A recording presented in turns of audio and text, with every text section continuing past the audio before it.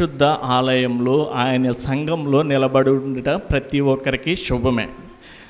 యూదాకు రాస్తూ 1వ అధ్యాయం 1వ వచనం ఇలా అంటూ ఉన్నారన్నమాట. ఏమంటున్నారంటే, తండ్రి వలన ప్రేమింపబడి ప్రభు అయిన యేసుక్రీస్తు వారిలో భద్రపరచబడిన వారికి శుభమని చెప్పి రాయి సంగతులు. అంటే ప్రతి దేవునిలో మారు మనసు పొందిన ప్రతి ఒక్కరికి కూడా శుభాలు జరగాలని చెప్పి పౌలు గారు మనం చదివినట్లయితే ప్రతి ఒక్క పుస్తకంలోనూ ఆయన పొందుపరిచింది ఏంటంటే, దేవుని వల్ల ఎవరైతే భయభక్తులు కలిగి ఉంటారో వాళ్ళకి శుభం కలుగుతుంది. అంటే ఎలాంటి శుభం అంటే, మనం చూడండి ఈ జీవితంలో చాలా అన్నీ మనం ఉంటాం, అది కావాలి ఇది కావాలి, లోకాశల వైపు వెళ్ళిపోతూ ఉంటాము. దేవుడు ఒకరోజు ఈ రోజున మనందరినీ ఇక్కడ కూర్చోబెట్టాడంటే ఆయన కేవలం ఆయన కృప. ఎందుకంటే మనకి అవయవంలో సృష్టించిన దేవుడు ఈ రోజున మనందరికీ కూడా సజీవంగా ఉంచాడు. చూడండి, మన మధ్యన చిన్న బిడ్డలే ఇవన్నీ యవ్వనస్తులు కూడా మన మధ్య నుంచి చనిపోతూ ఉన్నారు. కానీ ఈ రోజున మనం ఇక్కడ ఉన్నామంటే కేవలం ఆయన కృప ఉన్నది. కాబట్టి ఒకసారి దేవుణ్ణి ఒక పల్లవి చరణం పాడుకుని ఆరాధించి దేవుని మహిమపరిచి వాక్య పరిచయంలోకి వెళ్ళిపోదాము. నాతోటి పాటు అందరూ పాడండి, అందరికీ వచ్చిన పాటే. ఎందుకంటే దేవుడు చూడండి, ఒకవేళ మనకి ఇష్టమైన వాళ్ళు మన ఇంటికి వచ్చామనుకో, మనం ఎలా ఉంటాం? చాలా విధేయతతోటి భయపడుతూ ఉంటాం మాట్లాడాలంటే. అంటే ఆరాధన అంటే ఎంత చక్కగా జరగాలంటే క్రమంగా జరగాలి. దేవుడు మన మధ్యన ఉన్నాడు.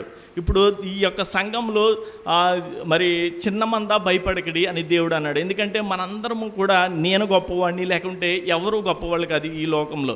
దేవుడు అందరినీ సమానంగానే సృష్టించాడు, నిన్ను కానీ నన్ను కానీ. అయితే దేవుడు ఈ రోజున ఇక్కడ కూర్చోవటానికి లేకుంటే దేవుని వాక్యము మనం వినటానికి దేవుడు ఎంతో కృప చూపించాడు. దాన్ని బట్టి దేవుని మనం ఎంతో ఘనపరుస్తూ మహింపరుస్తూ ఉన్నాము. మన అవయవాలన్నీ బాగున్నాయి. ఎంతో కోటీశ్వరులు తింటే అరగదు, షుగరు బీపీ లేకుంటే ఎలాంటి పరిస్థితుల్లో ఉన్నారో తెలుసా? లేదంటే దేవుడు మనకి ఈ రోజున ఈ కృప ఎందుకు ఇచ్చాడో తెలుసా? ఆయన ఆరాధించాలని. ఒకసారి చిన్న పల్లవి చరణం పాడుకుని దేవుని ఆరాధిస్తాం. అందరూ కళ్ళు మూసుకుని ఒకసారి నాతో పాటు మరి ఏకీభవించి పాట పాడండి. ఎందుకంటే దేవుడు మన మనసులో నివసించినట్లయితే మనం చేసి ప్రతి పాపము వేలెత్తి చూపిస్తుంది. ప్రియ సహోదరి సహోదరుడా, ఈ రోజున నేను ప్రభువా నేను ఈ పాపంలో ఉన్నాను, ఈ పాపం నుండి నన్ను తీసివేయి అని చెప్పి దేవుడిని మనం అడిగితే దేవుడు ఆయన కృపామయుడు కరుణామయుడు కనుక ఆయన మన పాపాలని తీసివేయటానికి ఆయన ఇష్టపడుతున్నాడు. మనం బ్రతికే 60-70 సంవత్సరాల కోసం ఆశపడుతూ ఉన్నాం. దేవుడు అలాంటి ఆశ కలిగి లేడు. దేవుడు నిత్య జీవం కలిగి మనం ఎప్పుడూ కూడా జీవించాలని ఆశపడుతూ ఉన్నాడు. చూడండి, ఒక చిన్న పాట పాడదాము. కలములతో రాయగలమా, కవితలతో వర్ణించగలమా, కలలతో వివరించగలమా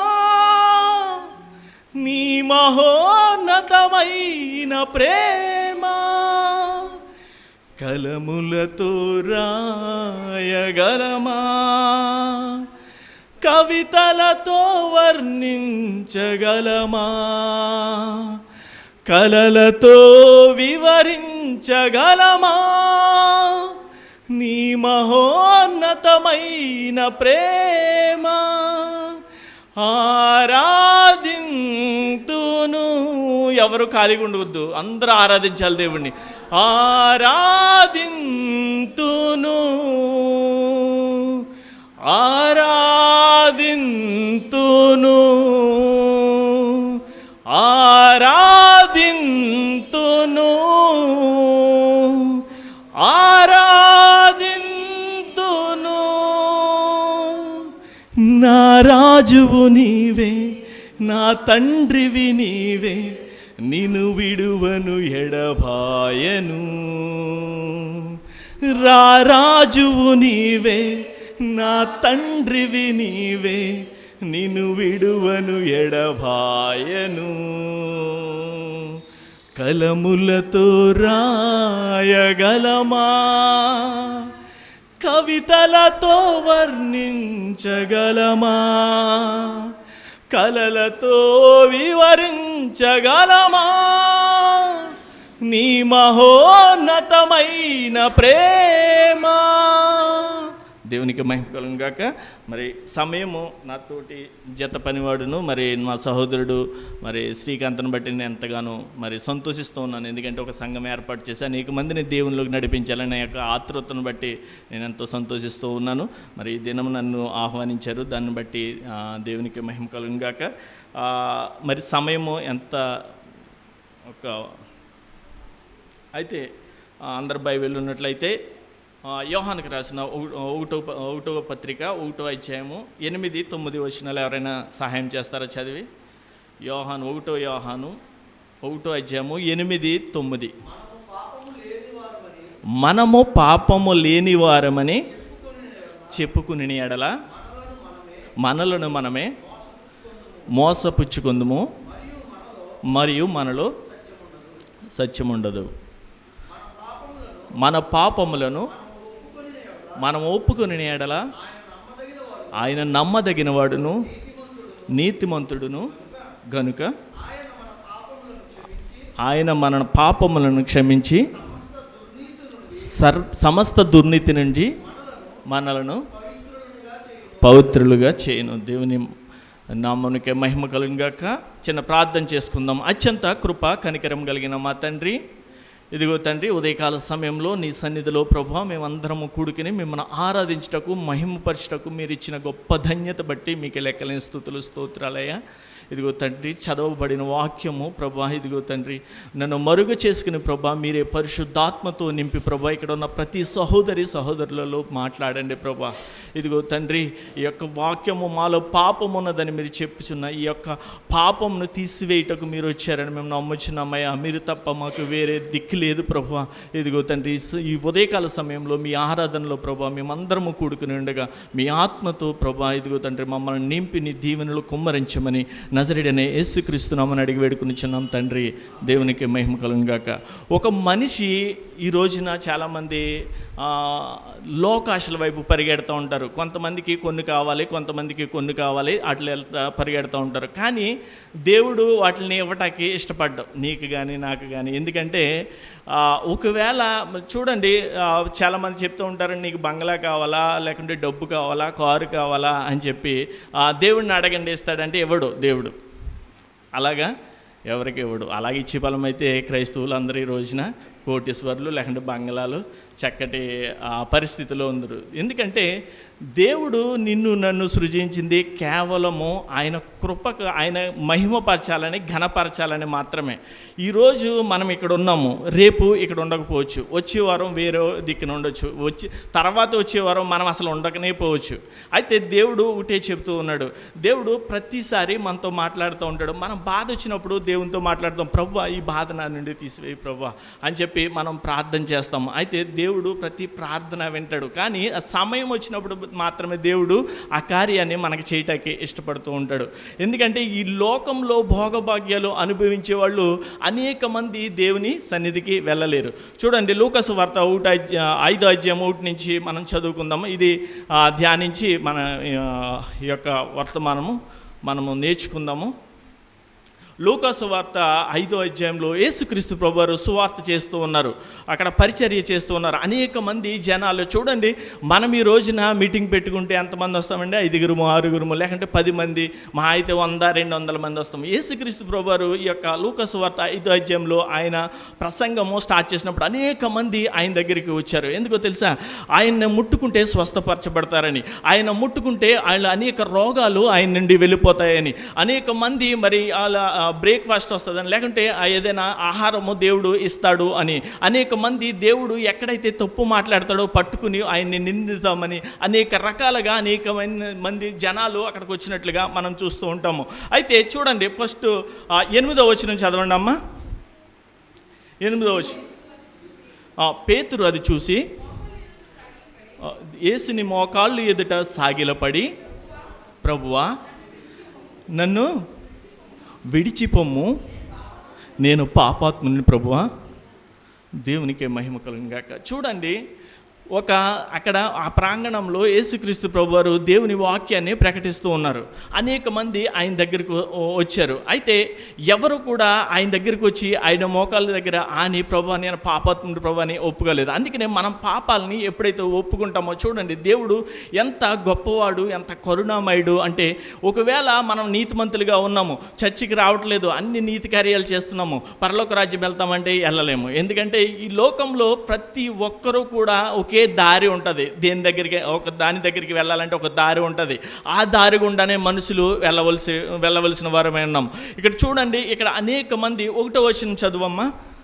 1వ వచనం, జన సమూహము దేవుని వాక్యం వినుచు ఆయన మీద పడుచు ఉండగా ఆయన గెనేసరెతు అనే సముద్ర తీరమున నిలిచి ఆ సముద్ర తీరమున 2 దోణులను చూచెను. 1 నుంచి జన సమూహము దేవుని వాక్యము వినుచు ఆయన మీద పడుచు. చూడండి, దేవుడు అంటే మనము దేవుని దగ్గరికి ఎలా ఉంటుందంటే 10ంటికి 11ంటికి చర్చ్ అంటే మనం 11:30 12ంటికి వస్తూ ఉంటాం చాలా దిక్కున. అదే ఒక ఫ్లైట్ ఉందనుకోండి, ఫ్లైట్ 4 o'clock అనుకో, మనం ఎన్నింటికి వెళ్తామండి?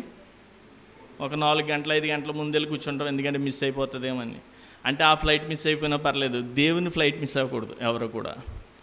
ఎందుకంటే దేవుడు మనతో చక్కగా మాట్లాడుతున్నాడు వాక్యము బైబిల్ అందరూ తీనక్కర్లేదు, జస్ట్ చెప్పింది వింటే చాలు. ఎందుకంటే దేవుడు ఆత్మస్వరూపే అన్నాడు. నీలో నాలో ప్రతి వారిలోనూ తన ఆత్మ నుంచి ఉన్నాడు.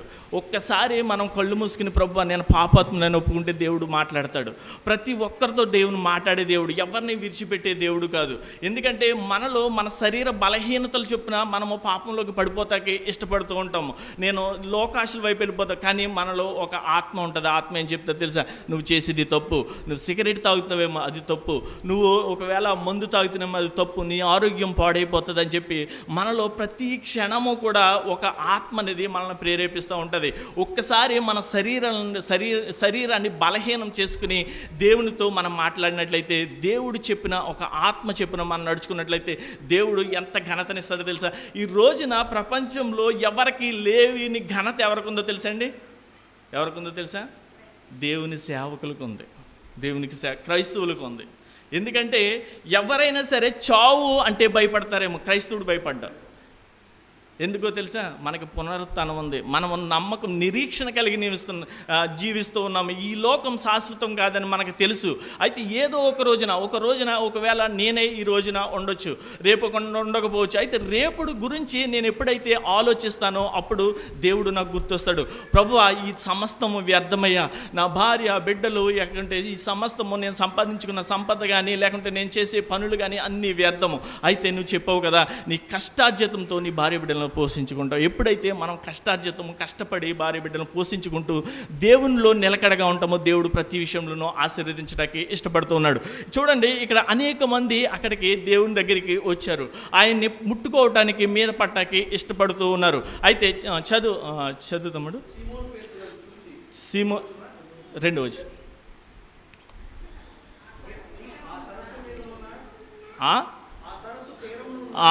ఆ సరస్సు తీరంనున్న 2 దోణులు అంటే యేసుక్రీస్తు ప్రభు వారి మీద పడుతూ ఉన్నారన్నమాట. ఆయన దూరంగా 2 దోణులు చూశారు. జాలర్లు దాంట్లో నుంచి దిగి తమ వలలు కడుక్కొనిచూ ఉండిరి. చూడండి, ఇక్కడ మనము మనస్ఫూర్తిగా అంటే వాక్యాన్ని చక్కగా చదివినట్లయితే ఒక విషయం అర్థమవుతూ ఉంటుంది దీంట్లో. ఏంటో తెలుసా? వీళ్ళు 5వ వచనం చదువు చక్కగా చెప్తూ ఉంటాడు. సీమోను ఏలినవాడ రాత్రంతయు మేము ప్రయాసపడతాము. అంటే యేసుక్రీస్తు ప్రభు వారు మీటింగ్ ఎప్పుడు పెట్టారు? ప్రొద్దున ఉదయం. ఒకవేళ మనలో ఎవరైనా సరే మా అబ్బాయి బర్త్డే ఉందండి 4ంటికి వచ్చేయండి, ఎర్లీ మార్నింగ్ 7ంటికి ముగించుకుందామంటే ఎంతమంది వస్తారంటారు? అంటే దేవుడు అంటే ఎంత తృష్ణ కలిగి ఉన్నారు, ఎంత ఆశ కలిగి ఉన్నారో చూడండి. అంటే మన అవసరతలు అనమాట, అక్కడ ఉన్న అవసరతలు. అయితే వీళ్ళందరూ కూడా దేవుని దగ్గరికి అవసరతల కోసం వెళ్ళారు. నేను ముట్టుకుంటే నేను స్వస్థపరచబడతాను, నా కుష్టి రోగం పోతుంది, కళ్ళు వస్తాయి, లేకుంటే అనేక విధమైన ఒక లాభదాయకంగా వాళ్ళు వెళ్ళినట్లుగా చూస్తుంటాము. కానీ 5వ వచనం,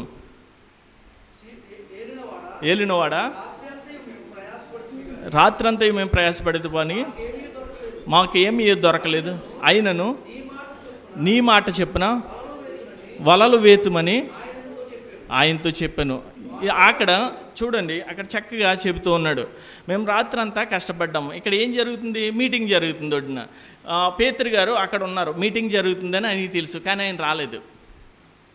ఆయన అక్కడికి రాలేదు. ఆయన ఏం చేస్తున్నాడు? ప్రయాసపడుతున్నాడు. దేనికోసము? ఒక చేప పడుతుందేమో ఇంటికి పట్టుకెళ్ళి పిల్లల్ని బిడ్డల్ని పోషించుకుందాము, లేకుంటే కొన్ని ఎక్కువ చేపలు పడతాయేమో అమ్మి దాన్ని లాభదాయకంగా మనం మార్చుకుందాము, లేకుంటే అలా పోషించబడదాము అని ఆశ కలిగి ఉన్నాడు. కానీ ఎలాంటి ఆశ కలిగి ఉన్నాడంటే నీతిమంతుడై ఉన్నాడు అతను.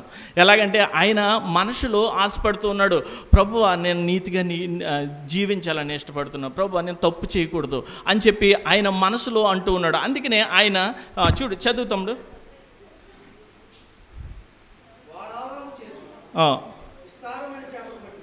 దేవుడు చెప్పాడు, ఇతను దేనికోసము రాత్రంతా కష్టపడ్డాడు? ఒక చేపల కోసం కష్టపడ్డాడు. దేవుడు మరి లోపలికి నడిపించి ధోని ఒకసారి వల వేయమన్నాడు. పేతురు ఏమన్నాలి? అయ్యా రాత్రంతా కష్టపడ్డాం కదా, ఇప్పుడు ఎక్కడ పడతాయి, పడవ ఇంక వెళ్ళిపోదామని చెప్పి అనలేదు. దేవుడి మాటకి లోబడ్డాడు. ఆయన వెళ్ళి వల వేశాడు. వల వేసినట్టు ఏమైందో చూడండి. వారు అలాగే చేశాను, చేసి విస్తారమైన చేపలు పట్టును. అందుచేత వారు వలలు పిగిలిపోచుండగా వేరొక దోణిలో ఉన్న పాలివారును వచ్చి తమకు సహాయం చేయమని వారు సంజ్ఞలు చేసిరి. దేవునికి మహిమ కలుగును. చూడండి, అతను దేనికోసం అయితే రాత్రంతా ప్రయాసపడ్డాడో అది ఆయనకి దక్కలేదు. ఎప్పుడైతే యేసుక్రీస్తు ప్రభువారు దోణిలో ప్రవేశించారో ఆయనకి గొప్ప కార్యం జరిగింది. ప్రియ సహోదరి సహోదరులారా, ఇక్కడ ఉన్న ప్రతి ఒక్కరు కూడా ఒకవేళ మన హృదయంలో యేసుక్రీస్తు ప్రభువారు లేరేమో, ఒకవేళ మన హృదయంలోకి యేసుక్రీస్తు ప్రభువారు మన వచ్చినట్లయితే మన జీవితం ఎలా మారిపోతుందో తెలుసా? సమృద్ధి అనమాట, సమృద్ధి. అప్పుడు ఏం చేస్తాం తెలుసా? ఇప్పుడు వరకు నాకు డబ్బు కావాలి, నాకు అది కావాలని తిరిగినోడు ఏమైపోతాడో తెలుసా? చదువు ఒకసారి. వారు వచ్చి నింపిరి. సీమోను పేతురు అది చూసి యేసు ప్రభు వారి మోకాలు ఎదుట సాగిలపడి, ప్రభువా నన్ను విడిచిపోమ్ము, నేను పాపాత్ముడేనని చెప్పాను. నెక్స్ట్, ఎలాగనగా వారు పట్టిన చేపలు రాశికి అతనితో కూడా ఉన్న వారందరూ విస్మయముందిరి. ఎలాగంటే దేవుడు మన జీవితాలను ఎలా మార్చేస్తాడంటే అసలు మీరు ఊహించలేని రీతిగా మార్చేస్తాడు. ఎలాగంటే లోకాశల వైపు కాదు. ఒకవేళ మనం ఇలాగే ఉన్నాము, మనం లేని వారమై ఉన్నాము, లేకుంటే మనం ఈ పరిస్థితిలో ఉన్నాము, ఒక సీఎం అంతటి వాడే నీ దగ్గరికి వచ్చి కాళ్ళు సాగిలపడితే ఎలా ఉంటుంది? దేవునిలో మనం ఉంటే అంత గొప్పగా దేవుడు ఉంచుతాడని ఆయన ఇష్టపడుతూ ఉన్నాడు ఈ సాయంకాల సమయంలో. అందుకనే పేతురు గారు వెంటనే ఏం చేశారు? అక్కడ ఉన్న జన సమూహము ఎవరు కూడా ఆయన మోకాళ్ళు ఎదుట సాగిలపడి ప్రభు నేను పాపాత్మని ఒప్పుకోవడానికి ఇష్టపడలేదు. గమనించాలి. ఎప్పుడైతే పేతురు గారు ఆ యొక్క పరిస్థితి చూశారో వెంటనే ఆయన ఏమనాలి? ప్రభువా నువ్వు చేసిన కార్యం చాలయ్యా, ఇంకా ఏమైనా నాకు అవసరం ఉంటే నేను పిలుస్తాను, దోణి ఎక్కించుకుని తీసుకెళ్తాను, పొద్దుటి కాదు మొత్తం రోజంతా తిప్పుతాను, సాయంకాలం ఒకసారి వాలేసుకుంటాకి నాకు అవకాశం ఈ ప్రభువా అని చెప్పి అడుగుతారు. కానీ ఆయన ఏమన్నారో తెలుసా? మోకాళ్ళ అని ఆయన ఎదుట ప్రాధులపడ్డాడు. ప్రభువా నేను పాపాత్ముడు ప్రభువా, నా నుండి దూరంగా వెళ్ళిపో. ప్రియ సహోదరి సహోదరులారా, ఈరోజు ఎంతమంది ఉన్నారు? ఒకవేళ ఈరోజే మనము దేవునిలో మరి నిద్రించినట్లయితే దేవుడు చెబుతూ ఉన్నాడు, నీవు నా రాజ్యంలోకి రావాలంటే. ఇందాక చూడండి, రోమీయులు 2వ అధ్యాయం మనం తీయొద్దులండి. రోమీయులకు 2వ అధ్యాయం మనము చూసినట్లయితే అక్కడ వాని క్రియలు చెప్పున జీతం ఇచ్చుటకు ప్రతిఫలం నా యొద్ద ఉన్నదని దేవుడు చెబుతూ ఉన్నాడు. చూడండి, ఒకవేళ ఎప్పుడైతే యేసుక్రీస్తు ప్రభువారిని ఆయన చూశాడు వెంటనే కింద పడిపోయాడు. కీర్తనగా 90వ కీర్తన 8వ అధ్యాయం చదువుదాం ఒకసారి, లేకుంటే నేను చదివేస్తాను. చూడండి, 90వ కీర్తనలో ఇలా ఉంటుందన్నమాట. నీ ముఖ కాంతిలో మా రహస్య పాపములు కనబడుచున్నవి అని చెప్పి, మా దోషములు నీ ఎదుట నుంచి ఉన్నావో, నీ ముఖ కాంతిలో మా రహస్య పాపములు కనపడుచున్నవి. అది అలాగే 11వ వచనంలో చక్కటి మాట ఉంటుంది, మా దినములు లెక్కించటం మాకు నేర్పుము అని చెప్పి దేవుడు మాకు జ్ఞాన హృదయము ఎప్పుడైతే మాకు జ్ఞాన హృదయం కలిగినట్లుగా చేయము, మా దినములు లెక్కించట మాకు నేర్పము అంటూ ఉన్నాడు.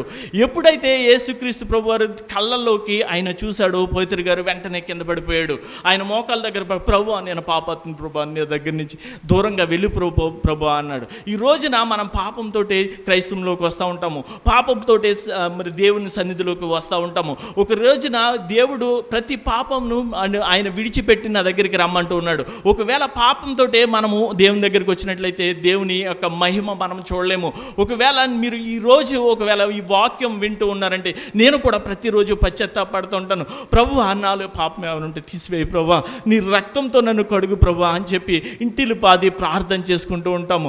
దేవుడు అత్యున్నతమైన రీతిలో మమ్మల్ని ఉంచాడు. డబ్బులో ఉండకపోవచ్చు, లేకుంటే హోదాలో ఉండకపోవచ్చు, ఆత్మీయతలో ఉంది. రోజు మనశ్శాంతిగా ఉండగలుగుతాం, ఇంట్లో భార్యతోటి పిల్లలతోటి సంతోషంగా ఉండగలుగుతాం. ఒక్క నిమిషం కూడా దేవుని పరిచయం ఒకవేళ చేసి వచ్చినట్లయితే డైరెక్ట్గా ఇంటికి వెళ్ళటానికి ఇష్టపడతా ఉంటాను. ఎందుకంటే అంత సంతోషం నాకు ఇంట్లో దొరుకుతుంది. కొంతమంది ఇంటికి వెళ్ళలేరు, నైట్ అర్ధరాత్రి అయినా బయటే ఉంటారు. ఎందుకంటే సాతాను ఏం చెప్తుంది తెలుసా? అన్యోన్యతను అది ఒప్పుకోదు. సాతాను ఎప్పుడూ కూడా మీరు బలహీనపడి నా యొద్దకే రావాలని అది ఇష్టపడుతూ ఉంటుంది. అందుకనే దేవుడు చెబుతూ ఉన్నాడు, ఒకవేళ అన్నీ విడిచిపెట్టి నా దగ్గరికి వచ్చినట్లయితే, నీవు పాపములు నా యొద్ద ఒప్పుకున్నట్లయితే నేను 1 యోహాను 1 అని చెప్పాడు కదా, మన పాపములు మనం ఒప్పుకునే ఆయన పరిశుద్ధుడు కనుక మన ప్రతి పాపమును ఆయన కడిగి వేస్తాడు, తీసివేస్తాడని దేవుడు సెలవిస్తూ ఉన్నాడు. ప్రియ సహోదరులరా, ఇక్కడ ఉన్న ప్రతి ఒక్కరికి నేను చెప్పేది ఏమిటంటే, దేవుడు మన కోసము ఆయన ఎదురు చూస్తూ ఉన్నాడు.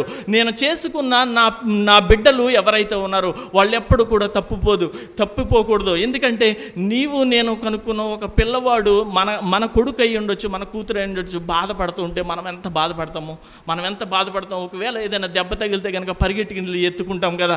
అలాంటి దేవుడు నిన్ను నన్ను సృజించి ఆయన ఏమంటున్నాడో తెలుసా? నీ కోసము నేను నిరీక్షించుచున్నాను, నీ కోసము స్థలము సిద్ధపరచ వెళ్ళి ఉన్నాను, నీ కోసము నేను నిత్య జీవం ఇవ్వాలని ఆశపడుతూ ఉన్నాను. అయితే ఎంతమంది నిత్య జీవం పొందుకుంటారని దేవుడు అడుగుతూ ఉన్నాడు. ఇదిగో ఆయన చెప్తూ ఉన్నాడు కదా, ప్రకటన గ్రంథం 22:7 సమయం సమీపించి ఉన్నది కనుక ఈ ప్రవచన వాక్యము చదువువాడును ఇందులో రాయబడిన సంగతులు గైకొనువాడును ధన్యుడంట. మనం గైకొనకపోతే దేవుడు మనము ఏ క్షణాన ఆయన దొంగ వలె వచ్చేదడు అని చెప్పి సెలవిస్తూ ఉన్నాడు.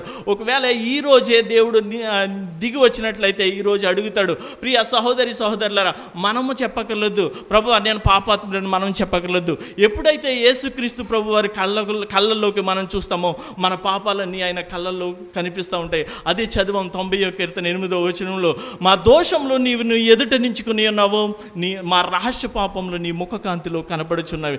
ఎంత అపరిశుద్ధమైన బ్రతుకు మనం జీవిస్తూ ఉన్నాము. మనలో నెమ్మది ఉండదు. మనలో మరి సాతానుగాడు అనేక విధాలుగా మనలోకి రావాలని ఇష్టపడుతూ ఉంటాడు. మనము దేవునిలోకి రాకముందు ఏదైతే మనకు అక్కరగా ఉన్నదో అది మన దగ్గరికి వస్తూ ఉంటుంది.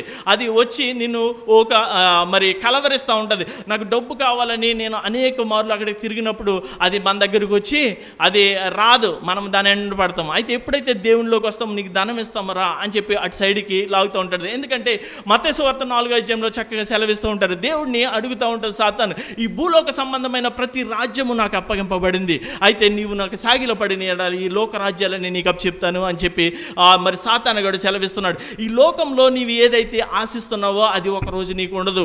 ఈ లోకంలో ఏదైతే నీదనుకుంటున్నావో అది ఒకరోజు నీకు ఉండదు. ఒకానొక రోజున ఆయన యేసుక్రీస్తు ప్రభువారు మేఘారూఢుడై వచ్చుచున్నాడు. ప్రతి నేత్రము ఆయన చూస్తుంది. ప్రభు ఆ రమ్ము కొట్టుకుంటారు. ఒకవేళ మనం పాపం విడిచిపెట్టి ప్రభు నేను పాపాత్మను ప్రభు నన్ను క్షమించి ప్రభు నా కోసమే నువ్వు సిలువలో రక్తము కార్చి ప్రభా ఇదిగో తండ్రి కడవరి రక్తం బట్టు వరకు ప్రభా ఇదిగో తండ్రి నా కోసం ఇదిగో తండ్రి నీవు కార్చిన దాన్ని బట్టి మీకు వందనాలయ్యా అని చెప్పి ఎప్పుడైతే మనము ఆయన ముఖంలోకి చూసి ప్రార్థన చేస్తామో దేవుడు నీతో నాతో మాట్లాడతాడు. ఆయన నీ ఎదుటే నిలిచి ఉంటాడు. ఏమంటాడో తెలుసా? ఒకవేళ నీవు అడిగే కోరికలు ఎలా ఉంటాయంటే మనం అనుకుంటూ ఉంటాము, నేను ఇల్లు కట్టుకోవాలి ప్రభా నాకు ఏదైనా సహాయం చేయి అని చెప్పి చైర్లో కూర్చుంటే దేవుడు సహాయం చేయడండి. దేవుడు ఏం చెప్తాడు తెలుసా? నువ్వు ఏదైతే అనుకున్నావో అది జరిగి ఉన్నదని నువ్వు అనుకోవాలంట. మనం ఏదైతే దేవుని నామంలో అది మనం అడుగుతామో, ఏదైతే దేవుణ్ణి మనం అడుగుతామో అది మనం పొందుకున్నామని చెప్పి నమ్మాలంట. దేవుడు చెప్తున్నాడు. ఎప్పుడు పొందుకున్నామని నమ్ముతామంటే, మనం ఒక ప్రయత్నం అంటూ మనం చేయాలి, మనం కష్టపడాలి. నువ్వు ఇల్లు కట్టుకోవాలంటే ఏం చేయాలి? ఏదోలాగా ధనం సంపాదించుకోవాలి, ఏదోలాగా నువ్వు కష్టపడుతూ ఉండాలి. అప్పుడు నీ తోటి వాళ్ళు, నీ సహోదరులు, లేకుంటే నీ యొక్క రిలేషన్స్ కానీ చూసినప్పుడు, నువ్వు ఇల్లు కట్టుకోవాలనుకుంటున్నావు కదా, నేను పలానాది సహాయం చేస్తాను అంటాడు. దేవుడు ఆ విధంగా సహాయం చేయటానికి ఇష్టపడుతూ ఉంటాడు. అంటే మనం ఏమనుకుంటామంటే, మనము ప్రశాంతంగా కూర్చుంటే అన్నీ వచ్చేయాలని. దేవుడు అలాంటి దేవుడు కాదు. ఆయన ఈ లోకంలో ఎంత కష్టపడ్డాడో మనకు తెలుసు. ఆయన కనీసం ఉంటాకు కూడా ఇల్లు లేదు.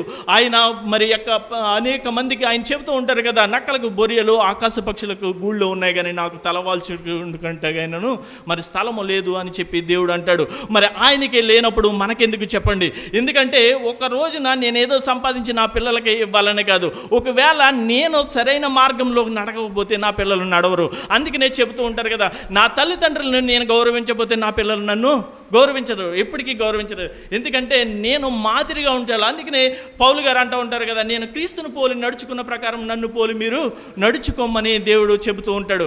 చదువు అక్కడి నుంచి ఒకసారి. పాపాత్మునని వెళ్ళిపోయిన తర్వాత, పాపాలు ఒప్పుకున్న తర్వాత 8 తర్వాత చదువు ఒకసారి. ఎలా అనగా వాళ్ళు ఆయన ప్రయాసపడ్డాడు చేపల కోసం, అనేకమైన పడిపోయినాయి. విస్మయముందిరి అలాగున సీమోనుతో కూడా పాలివారైన జెబెదయి కుమారుడగు యాకోబును యోహానును విస్మయముందిరి. అందుకు యేసు, భయపడకము, ఇప్పటి నుండి నీవు మనుషులను పట్టువాడవై ఉందువని సీమోనుతో చెప్పి వారి దోణెలను దరిచేర్చి సమస్తమును విడిచిపెట్టి, ఆయన ఎంత చక్కటి మాట అండి, సమస్తాన్ని విడిచిపెట్టారంట. ఆయన రాత్రి అంతా దేనికోసం కష్టపడ్డాడు? చేపలు దొరుకుతాయేమో కష్టపడ్డాడు. అది దేవుని దగ్గరికి కూడా రాలేదు. ఆయన దూరాన్ని నుండి ఎక్కడో కష్టపడుతూ ఉన్నాడు. కానీ ఎప్పుడైతే విస్తారమైన చేపలు ఆయనకు పడ్డాయో, ఆయన దేవుడి దగ్గర పాపాలు ఒప్పుకున్నాడు. పాపాలు ఒప్పుకుంటే ఏం చేశాడు తెలుసా? పడ్డ చేపలు కూడా వదిలిపెట్టేశాడండి. అసలు ఆ జీవితంలో అక్కడ చక్కని మాట ఉంటుంది. ఇది వరకు ఎప్పుడూ కూడా అన్ని చేపలు ఆయన చూడలేదంట. 2 దోణులు మట్టికి నింపారంట. అయితే అక్కడ చెప్పిన మాట ఏంటంటే, ఆయన దేనికోసం అయితే అప్పటి వరకు ప్రయాసపడ్డాడో అది వదిలిపెట్టేశాడు. మన జీవితంలో ఒక్కసారి యేసుక్రీస్తు ప్రభువారు మన జీవితంలోకి ఎంటర్ అయితే మన లోకాశలన్నీ వదిలిపెట్టేస్తాం. మనం ఇప్పుడు వరకు ఏది కావాలని తాపత్రయపడుతున్నామో అది విడిచిపెట్టేస్తాం. దేవుడు ఎంత గొప్ప ఘనత ఇచ్చాడో తెలుసా? మనుషులు పట్టి జాలరుగా నేను చేస్తాను, నన్ను వెంబడించమని చెప్పాడు. ఎంత చక్కటి భాగ్యం చెప్పండి. ఒకవేళ వేరే వాళ్ళు అయితే ఆ చేపలన్నీ అమ్ముకుని, ప్రభు నేను తర్వాత వస్తాను, మీరు నడండి అని చెప్పంటారు. ఎప్పుడైతే మనము దేవుని ముఖకాంతిలో మన రహస్య పాపంను చూస్తామో అప్పుడే దాన్ని విడిచిపెట్టేస్తాం. ఈ లోకం శాశ్వతం కాదు. ఒకానొక రోజున నేను చనిపోతాను. అయితే నేను చనిపోయిన తర్వాత నేను సంపాదించుకునేది ఏమిటి అంటే, లూకా సువార్త 19వ అధ్యాయము 25 వచనంలో 27 చదువు ఒకసారి. అందుకు ప్రభువా, మేము సమస్తమును విడిచిపెట్టి, ఏమేమి విడిచిపెట్టారో చూద్దాం ఒకసారి. మత్తయి సువార్త 27 అక్కడ ఉంటే చూడు. పేతురు, ఇదిగో మేము సమస్తమును విడిచిపెట్టి నిన్ను వెంబడించటం గనుక మాకేమి కలుగునని ఆయనను అడగగా, యేసు వారితో ఇట్లా, నేను పునరుత్థానమునందు మనుష్య కుమారుడు తన మహిమ కల సింహాసనం మీద ఆసీనుడై ఉండినప్పుడు నన్ను వెంబడించిన మీరును 12 సింహాసనముల మీద ఆసీనులై ఇశ్రాయేలులో 12 గోత్రం వారికి తీర్పు తీర్చు. దేవునికి మహిమ కలుగును గాక. ఒక చేపల పట్టుకుని ఆయనకి దేవుడు ఇచ్చిన ఘనత ఏంటో తెలుసా? ఒక సింహాసనాన్ని ఇస్తానని దేవుడు ఇష్టపడుతున్నాడు, ఇవ్వటానికి ఆయన ఇష్టపడుతున్నాడు. ఇక్కడున్న నీకు నాకు కూడా దేవుడు ఈ రోజున ఏమంటున్నాడో తెలుసా? ప్రతి విషయంలోనూ దేవుడికి లోబడి మనం నడుచుకున్నట్లయితే దేవుడు గొప్పగా చేస్తాకే ఆయన ఇష్టపడుతున్నాడు. ఒకవేళ మనం అనుకోవచ్చు ఈ పరిస్థితిలో ఉన్నాం, మీరు బైబిల్ అటుకుని ఎక్కడికైనా వెళ్తే మిమ్మల్ని ఎంత గౌరవిస్తారో తెలుసా? మిమ్మల్ని ఎంత అంటే నేను అనుభవించానయ్యా. నేను ఎప్పుడైతే మనలో వాక్యం ఉంటుందో ఆటోమేటిక్గా మనము దేవుడు మనల్ని కనపరచడానికే ఇష్టపడుతూ ఉంటాడు. ఎందుకంటే ఈయన దేవుని మనిషి, ఈయన తప్పు చేయడు, తప్పు చేయనివ్వడు అనే ఒక మంచి ఇంప్రెషన్ అనేది మనలో కలిగిపోతూ ఉంటుంది. అందుకనే దేవుడు మనకు సెలవిచ్చింది ఏంటంటే, ప్రతి ఒక్కరికి ఒకవేళ పాపాలు మనం విడిచిపెట్టినట్టయితే, మన సన్నిధికి వచ్చి మనము అదే పాపాలతో మనం ఇక్కడ ఉన్నట్లయితే దేవుడు అంటూ ఉన్నాడు, వాని క్రియల చెప్పున 22వ వచనము, ప్రకటన గ్రంథము 22వ అధ్యాయము 14వ వచనం చదువుదాము. జీవవృక్షములకు హక్కు గలవారై గుమ్మముల గుండా ఆ పట్టణంలోకి ప్రవేశించినట్లు తమ వస్త్రములను ఉతుకుకుని వారు ధన్యులు అని చెప్పి దేవుడు సెలవిస్తున్నాడు.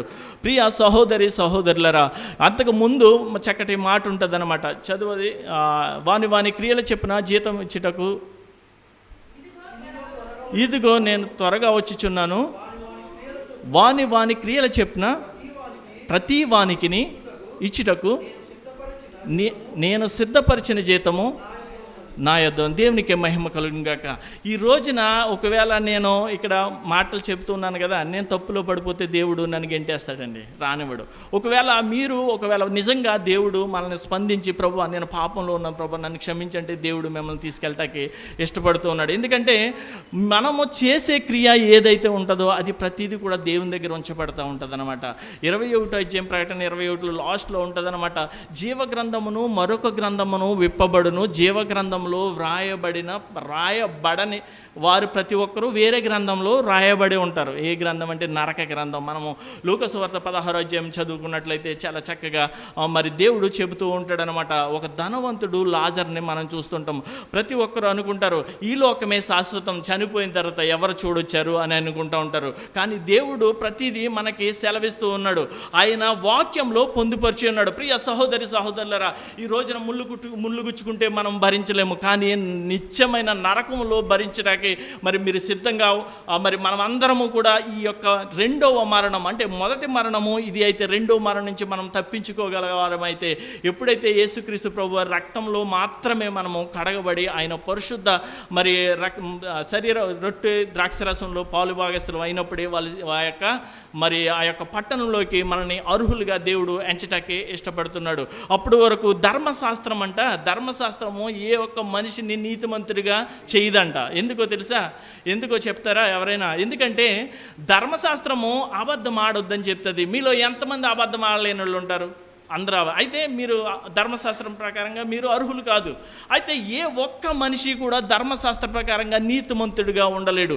మనం పుట్టి పెరిగిన మొదలుకొని ఈ రోజు వరకు ఎన్నో పాపాలు చేసాం. అయితే దేవుడు ఏం చెప్తున్నాడంటే, నువ్వు ఎన్ని పాపాలు చేసినా ఈ రోజుతో అది వదిలిపెట్టేయి, నాలోకి రా, నేను పరిశుద్ధిని కనుక నువ్వు కూడా పరిశుద్ధినిగా ఉండటానికి నేను ఇష్టపడుతూ ఉన్నాను. నా రక్తంతో నిన్ను కడగటానికి ఇష్టపడుతూ ఉన్నాను. ఈ రోజు నుంచి నువ్వు పరిశుద్ధతను సంతరించుకో. నువ్వు వెళ్తూ ఉంటే వెలుగు ప్రకాశించాలి, అనేక మందికి నీవు వెలుగుగా ఉండాలి. అందుకనే పేతురుని అంటారు కదా, వచ్చినప్పుడు నిన్ను మనుషులు బట్టి జాలరులుగా చేస్తానంటూ ఉంటారు. ఎందుకంటే ఇందాక చదువుకున్న యొక్క మరి మత్తయి సువార్త 19వ అధ్యాయంలోనే పైన ధనవంతుడు ఒక ఆయన ఉంటాడనమాట. ఆయన ఏమంటా ఉంటాడంటే, నేను నిత్య జీవం పొందుటకు నేను ఏమి చేయాలని చెప్పి ఆయన అడిగినప్పుడు, నీవు సమస్తను విడిచిపెట్టి నన్ను వెంబడించమని అంటాడు. ఒకవేళ ఇక్కడున్న సహోదరి సహోదరులకు ఒకవేళ కోట్లాది ఆస్తి ఉన్నదనుకోండి, ఒకవేళ మీరు వదిలిపెట్టి దేవుని వెంబడించగలుగుతారా అంటే 99% వదిలిపెట్టలేరు. ఎందుకంటే అది నాది, నా కష్టార్జితం అని ఎప్పుడు దాన్ని అంటే దేవుడు ఆ స్థితిలో ఉంచలేదు. ఈ రోజున దేవుడు వస్తే కనుక, ప్రభా నీవే నాకు కావాలి ప్రభా, నాకు ఏది అవసరం వద్దు అనే స్థితిలో మనల్ని ఉంచాడు. అందుని బట్టి దేవునికి మహిమ కలుగును గాక. దేవుడు ఇటు స్థితిలో నన్ను ఉంచాడంటే ఆయన ప్రణాళిక ఏంటంటే, జీవవృక్షమునకు హక్కు గలవారై గుమ్మంలో గుండా తమ పట్టణంలోకి ప్రవేశించినట్లు తమ వస్త్రములను ఉదుకుకోవాలంట. ఎందుకంటే మనము పాడైపోయిన వస్త్రాలతో ఉన్నాము. ఒకవేళ నేను ఇక్కడ నిలబడి నాకు వస్త్రం లేదంటే నేను అబద్ధికుడిని అయిపోతాను. ఎందుకంటే ఎప్పుడైతే దేవుడు ఆదాము అవ్వని సృజించాడో, మాకి ఆదికాండం 1వ అధ్యాయము 26-27లో చక్కగా ఉంటుంది అనమాట. తన పోలికి చెప్పిన తన మరి స్వరూపమందు దేవుడు నరుని నిర్మించాడు. అయితే నరుని ఎలా నిర్మించాడో కీర్తన గ్రంథము 8వ అధ్యాయము 5వ వచనం ఒకసారి చదువుదామా. నన్ను దేవుడు ఎలా నియమించాడు, ఎలా ఉండాలని ఆయన ఆశపడుతుంది. దేవుని కంటే వానిని కొంచెము తక్కువగానిగా చేసి ఉన్నావు. మహిమా ప్రభావంతో వానికి కిరీటము ధరింపచేసి ఉన్నావు. నీ చేతి పనుల మీద వారికి అధికారం. దేవునికే మహిమ కలుగాక. ఇలా నిన్ను నన్ను మనం అనుకుంటూ ఉండొచ్చు, అయ్యో దేవుడు సర్వాధికారి కదండి, నేను తప్పు చేస్తుంటే చెయ్యటికి లాగొచ్చు కదా అంటే లాగరండి. ఎందుకంటే ఇప్పుడు వాక్యం చదివాం కదా, ఆయన సృజించిన ప్రతి దాని మీద ఈ భూమి మీద అధికారం ఇచ్చాడంట నీకు నాకు. మనం ఎటు వెళ్తామో మన ఇష్టం, మనం ఎటు వెళ్ళిపోతామో మన ఇష్టం. ఒకవేళ పాపంలోకి వెళ్ళిపోతామా మన ఇష్టం. దేవుడు వచ్చి నువ్వు పాపం చేస్తున్నావు అని చెప్తాడు కానీ చెయ్యి పట్టుకుని లాగడు. ఎందుకంటే నీకు అధికారం ఇచ్చాడు దేవుడు. ఆ అధికారాన్ని మనం ఎటువైపు ఉపయోగించాలంటే దేవుని వైపు ఉపయోగించాలి. దేవుడు మాట్లాడుతున్నాడు. నిన్ను నన్ను సృజించిన దేవుడు ఏం చేశాడు తెలుసా? మహిమా వస్త్రాలను కిరీటంగా ధరింపచేశాడంట. ఎంత చక్కటి మాట అండి. మహిమా వస్త్రాలు కిరీటంగా ధరింపచేశాడు. ఎప్పుడైతే ఆదాము 3:5 పండు తినవద్దన్న పండు తన భార్య మాట వీళ్ళిద్దరూ మరి తిన్నారో అప్పుడు మహిమా వస్త్రాలు వాళ్ళు కోల్పోయినట్లుగా మనం చూస్తూ ఉంటాము. అప్పుడు దేవుడు ఒక బలి ఇచ్చాడు. ఏమి ఇచ్చాడో తెలుసా? మరి చర్మము ఒలిచి వాళ్ళకి వస్త్రములుగా ధరింపచేశాడు. అప్పుడు వరకు వాళ్ళు సిగ్గి ఎరగకుండిరంట. అంటే వాళ్ళకి వస్త్రాలు లేవు. దేవుడు వాళ్ళకి మహిమా వస్త్రాలు ధరింపచేశాడు. దేవుడు అదే కోరుకుంటున్నాడు. నిన్ను నన్ను కూడా. ఈ శరీరము పాపరహితమైన శరీరము. ఇదిగో తల్లి గర్భంలో నేను పుట్టక మునిపే నన్ను నిరూపించి ఉన్నావు అని చెప్పి దావీదు గారు 139లో చక్కగా మాట్లాడుతూ ఉంటారు. నేను చేసే ప్రతి పాపము క్షమించు ప్రభు అని ప్రార్థన చేస్తూ ఉంటాడు. ఎందుకంటే మనము పాపంలో పుట్టాము, పాపంలో పెరుగుచున్నాము. ఇంకా ఒక పాప సహితమైన శరీరాన్ని మనం ఉంచుకుని ఉన్నాము. అయితే దేవుడు మన పాప శరీరాన్ని ఆయన ధరించుకుని యేసుక్రీస్తు ప్రభువారిగా ఈ లోకానికి వచ్చి ఆయన మరి ఈ లోకంలో నీతిమంతునిగా జీవించి ఇదిగో మీరు నన్ను పోలి నడుచుకోవాలని ఆయన మాదిరి ఉంచి ఆయన మనల్ని మరి హెచ్చరించి ఆయన వెళ్ళిపోయాడు. ఎందుకు వెళ్ళిపోయాడో తెలుసా? నీకు నాకు మరి స్థలము సిద్ధపరచటానికి ఆయన వెళ్ళినట్లుగా చూస్తూ ఉంటాము. హెబ్రీయులకు రాసిన పత్రిక 2వ అధ్యాయము 16-17లో అదే వచ్చిన ఉంటుంది చూడదముడు పైన కింద కానీ. హెబ్రీయులు 2వ అధ్యాయము. అయితే మహిమ యేసుక్రీస్తు ప్రభువారు ఎప్పుడైతే ఆయన చనిపోయారో ఆయన మహిమ స్వరూపాన్ని ఎలాగనగా ఆయన ఎంత మాత్రమును దేవదూతల స్వభావమును ధరించుకొనక అబ్రహాము సంతాన అంటే శరీర స్వభావమును ధరించుకుని ఉన్నాడు. కావున మన పాపముల పరిహారము కలగచేయుటకై దేవుడు సంబంధమైన కార్యములలో కనికరమును నమ్మకమును గల ప్రధాన యాజకుడగు నిమిత్తము అన్ని విషయంలో ఆయన తన సహోదరుల వంటి వారికి కావాల్సి వచ్చును. తాను శోధింపబడి శ్రమ పొందెను కనుక శోధింపబడు వారికి సహాయం చేయగలవారే. అక్కడ ఒక వాక్యం ఉంటుంది చూడు, ఆయన ఎంత మాత్రము దేవదూత పైన ఉంటుంది చూడు. కాబట్టి ఆ పిల్లలు రక్త మాంసము గలవారైందున ఆ ప్రకారమే మరణము యొక్క బలము గలవాలని అనగా అపవాదిని మరణం ద్వారాగా నశింపజేయుటకును జీవితకాలమంతయు మరణ భయం చేత దాస్యమునకు లోబడిన వారిని విడిపించుటకును ఆయన కూడా రక్త మాంసంలో పాయలుబాడైనను. అయితే ఆయన చనిపోయిన తర్వాత మహిమా స్వరూపము అది ఉంటుంది చూడు, చిన్న మాట ఉంటుంది, ధరించిన వాని వలె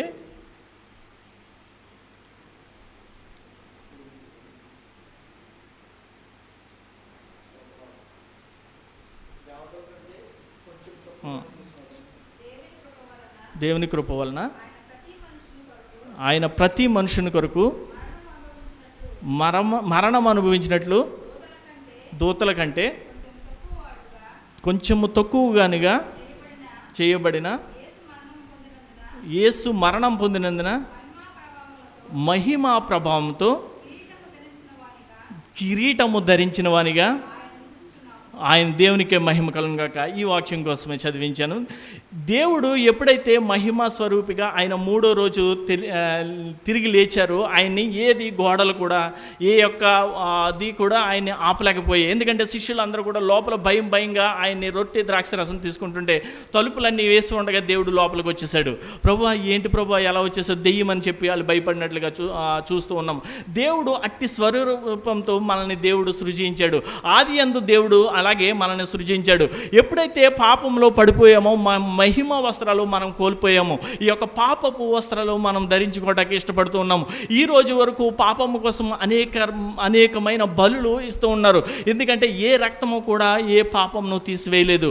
ఎందుకంటే మరి మన ఇండియన్ మరి యొక్క అనేకమైన గ్రంథాల ప్రకారం కూడా చక్కగా రాసుకున్నారు. వాళ్ళు ఏమన్నారంటే సర్వపాప పరిహారాతో రక్త ప్రోక్షణం అవశ్యకం తగృక్త పరమాత్మైన పుణ్యదాన బలియాగం అని అన్నారు.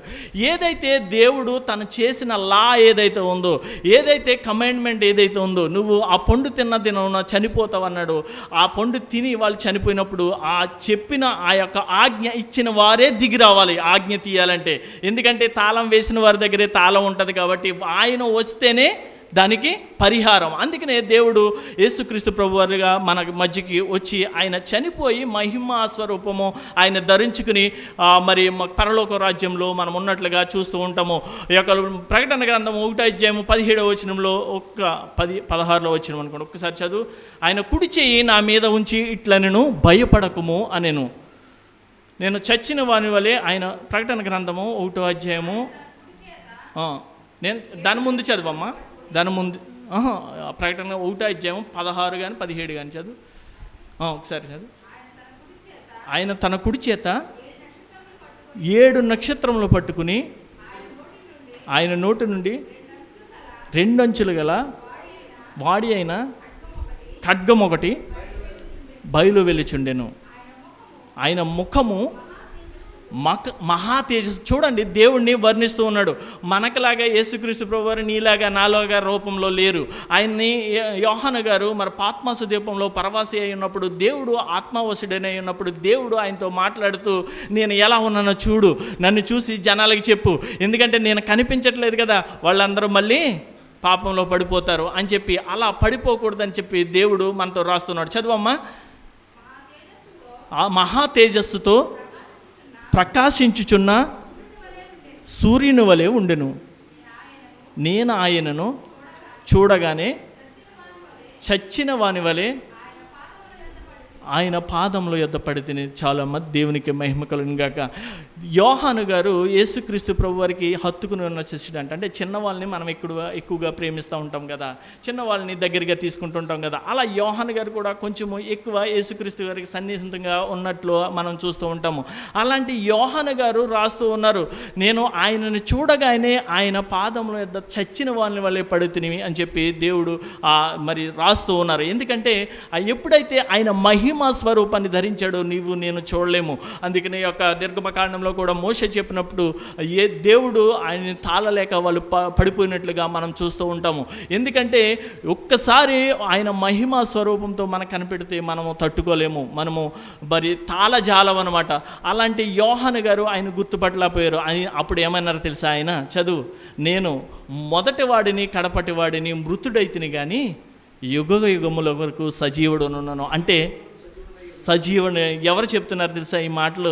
నిజదేవుడని యేసుక్రీస్తు ప్రభువారు చెబుతున్నాడు. నేను చనిపోయాను కానీ బ్రతికి ఉన్నాను, ఈ రోజున నీకు కనపడుతూ ఉన్నాను, నీవు నన్ను గుర్తించలేకపోవచ్చు, అయితే నేను నీకు చెప్తేనే కానీ నీకు అర్థం చేసుకోలేదు. అందుకనే 7 చర్చెస్లో మరి దేవుడు చెప్తూ ఉంటాడు, ఎఫెసు, స్మరణ, పెర్గమ, థియతైర, సార్దీసు, ఫిలదెల్ఫియా అని 7 సంఘాల్లో దేవుడు ఉంటాడు.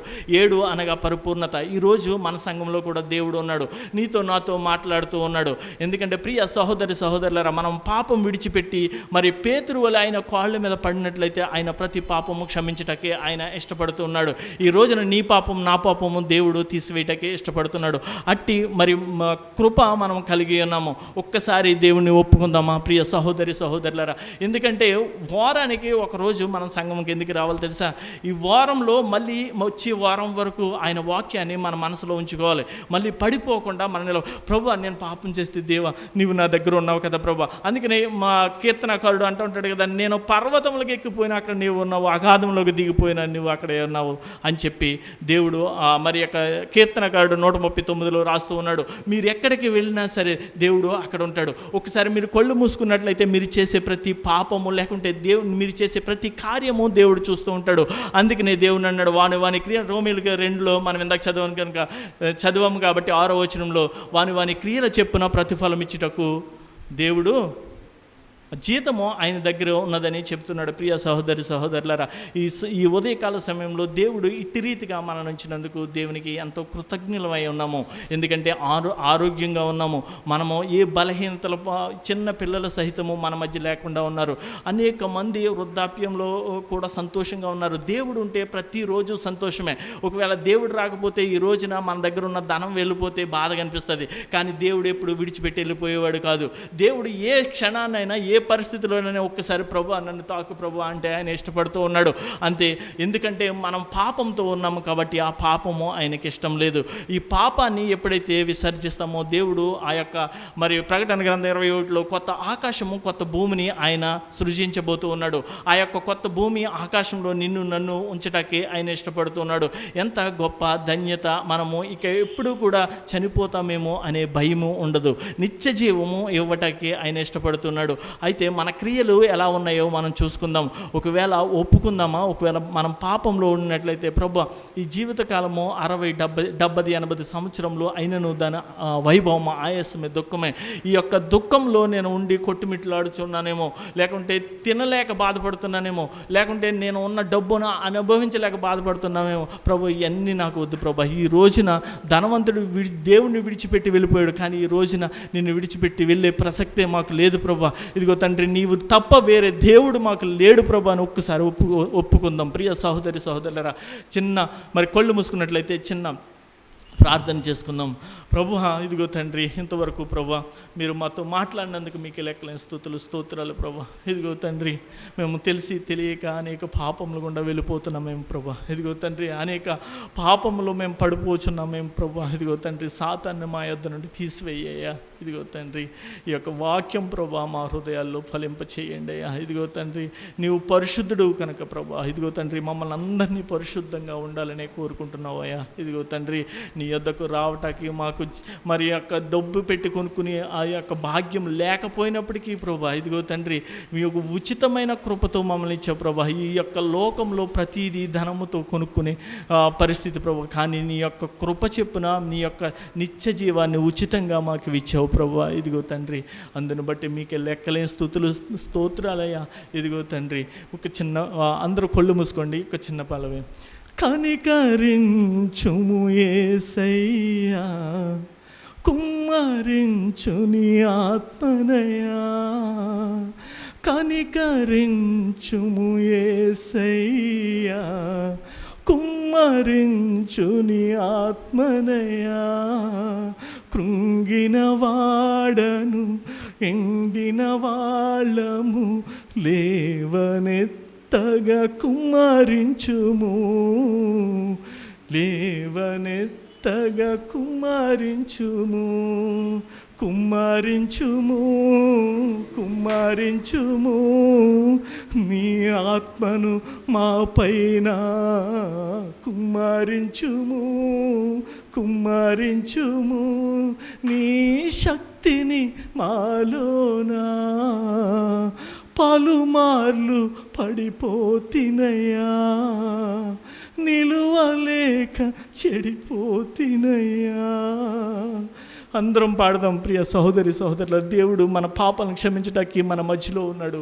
పలుమార్లు పడిపోతినయ్యా, నిలువలేక చెడిపోతినయ్యా.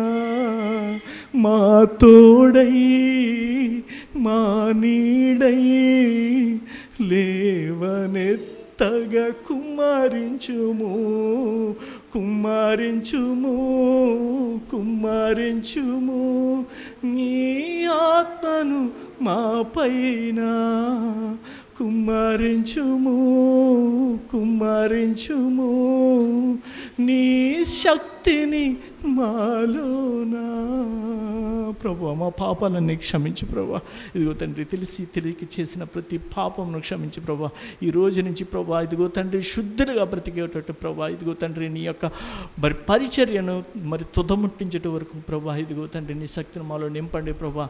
ఇదిగో తండ్రి నీ వాక్యం చేతపట్టి ప్రభా అనేక మందికి సువార్త ప్రకటించే గొప్ప యోధులుగా మమ్మల్ని ఉంచమని నజరేడైన యేసుక్రీస్తు నామమున అడిగి వేడుకొనుచున్నాం తండ్రి. ఆమేన్ ఆమేన్. దేవునికి మహిమ కలుగును గాక.